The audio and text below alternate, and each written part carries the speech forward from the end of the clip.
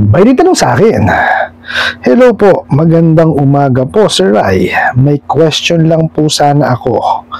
Mayroon po akong mga ola, hindi ko na po nababayaran since grabe yung harassment nila. Nagkaroon ako ng nervyos at anxiety.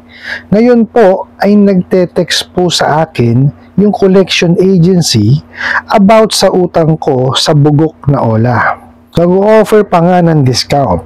Naalala ko yung utang ko is 4K plus. Ngayon ang gustong ipabayad sa akin ay mahigit 12K. Binabalaan na nila ako na mag-field visit daw sila sa lugar namin. Ano po kaya ang magandang gawin or dapat gawin po? Kasi nagsisimula na naman ulit akong manginig sa takot at hindi na rin makatulog sa kakaisip. Maraming salamat po. God bless you. Alright, napakagandang katanungan po nito.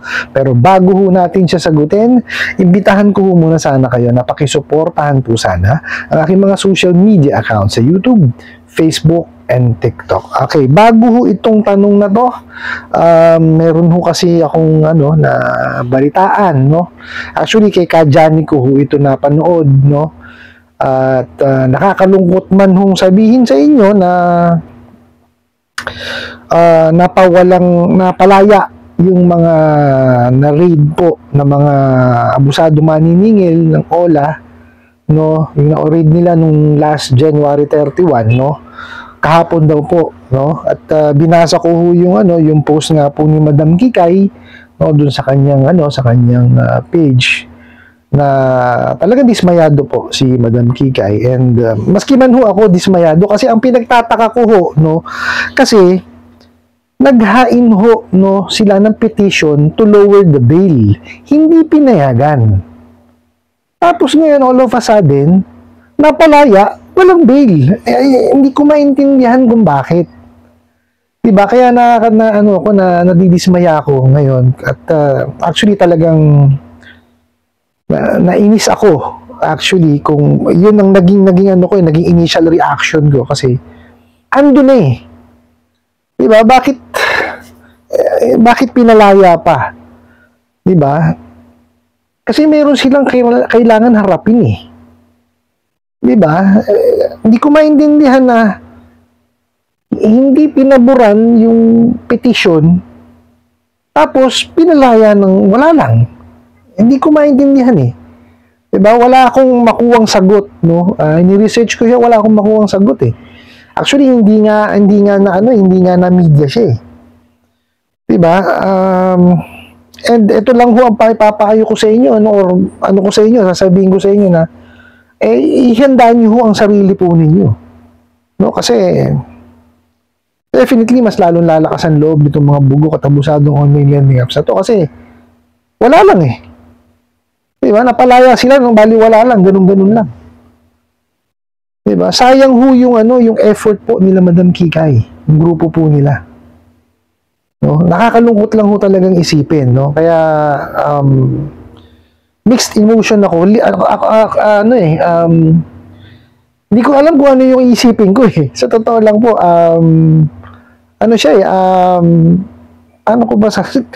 sa totoo lang ho, hindi ko maintindihan yung nararamdaman ko.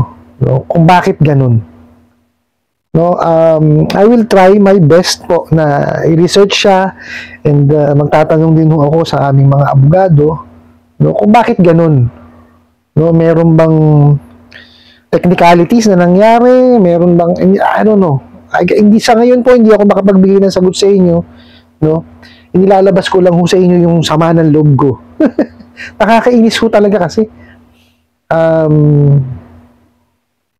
Hindi ko lubos akalain na ganun-ganun lang yung naging effort po nila Madam Kikay. Although, sabi nga ni Madam Kikay, tuloy ang laban, no? At mag-ano nga raw sila, maghahain sila ng motion, no? So sana lang ho mapakinggan, no? Para ho kasi hindi naman ho para sa isang tao lang 'to eh.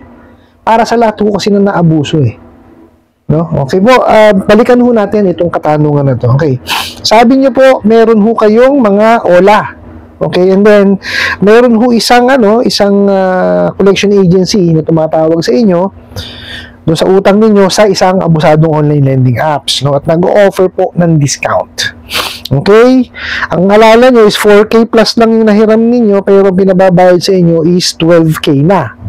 Ngayon, nanghihingi kayo ng payo kung ano yung gagawin kasi nagsisimula na naman kayong manginig sa takot. No?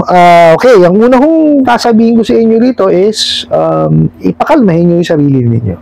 Okay? Wala na ho tayong magagawa dyan. Ganyan na nga ho talaga kasi manilyang mga yan. Okay? Ngayon, actually, itong mga collection agency na to, tignan nyo muna. Okay? Subukan nyo muna. Kausapin nyo po muna. Kasi, ang nangharas sa inyo before is yung abusadong ole. Diba ba? Ngayon po kasi, bago to collection agency. Although, yes, nag-o-offer ng 12K. Galing sa 4,000. Okay? Kausapin nyo. Okay, panatag nyo yung loob nyo bago nyo sila kausapin. Okay? Sabihin nyo sa kanila, eto ba talaga yung best offer na marireceive ko? Okay? Kasi kamo, eto lang ang hiniram ko dyan.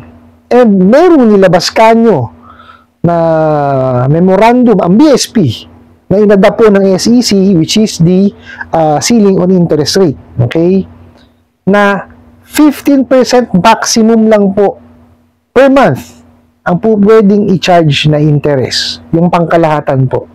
And an additional of 5% lang po per month, no? Kada sablay po ninyo sa paghuhulog. Ibig sabihin, pagka lumagpas kayo sa due date. Okay? So, ngayon, ang gawin po ninyo, bilangin nyo kung ilang buwan kayong sumablay. Okay? Ngayon, mag-compromise tayo kung paano ko babayaran kanyo yan. Kasi kamo, sa sobrang panghaharas ng mga abusadong online lending apps kamo, ninervyos na kamo ko, nagkaroon na kamo ko ng anxiety, nagkaroon na kamo ko ng takot, no? Pero willing kanyo kayong bayaran yan. Kaya lang, ang i-request ko sa inyo, isusundin natin kamo is yung nasa ceiling on interest rate kanyo lamang. Okay, yun lang po.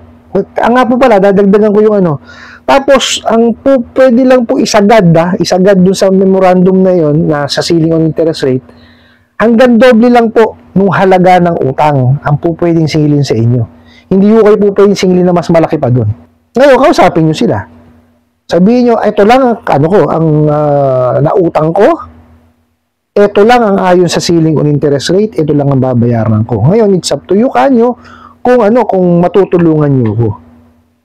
Okay? Kasi yun lang ang batas nasa batas Kasi ang ayon nga ako sa ceiling on interest rate, pag ang nahiram po ninyo is 10,000 pababa at ang termino po na original is hindi lalagpas sa 4 months, which is in your case, 7 days lang yan. So, walang isang buwan, di ba? Pero, gagawin nyo nga is i-apply nyo na yung sa ceiling on interest rate. So, yun lang mo susundin natin. Syempre, makikipaghagil sa inyo yan. Tapos, sabihin nyo sa kanila, tapos, put it in writing. Eto kanyo email address ko, dito nyo ilagay. At ang kailangan na marireceive ko kamong email address sa inyo is yung may domain ninyo, domain name. Okay? For example, collection agency to. For example, ako yung collection agency. Boss Rai at collection at bossrai.com. Parang ganun. Okay? Dapat yan may domain name.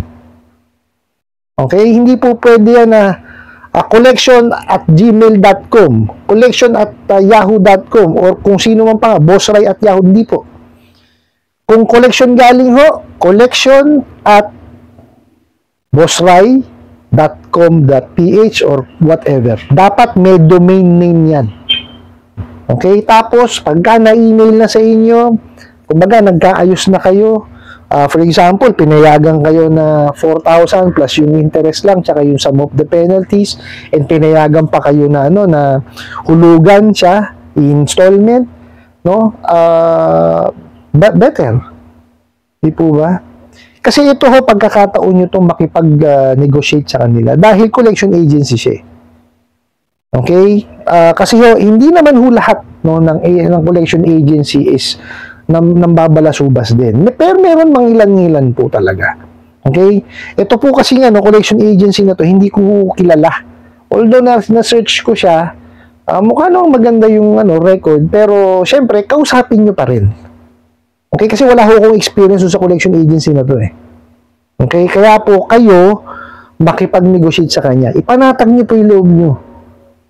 No? Kung gusto nyo matapos yan, anuhin nyo, makipag-usap, harapin nyo po siya. Kasi, ang kausap nyo naman ako yung collection agency. Di po ba? So, ngayon, kung hindi kayo, kakausapin na maayos at babalusubasin din kayo, well, isang tabi nyo siya ulit para hindi kayo ma-stress. Kasi, mahirap po yung kagaya, may anxiety na kayo, nanginginig na kayo. Hindi ho tama yan. Hindi normal sa tao yan. Di po ba? So, seek help first, no? Doon sa inyong, nangyayari sa inyong anxiety.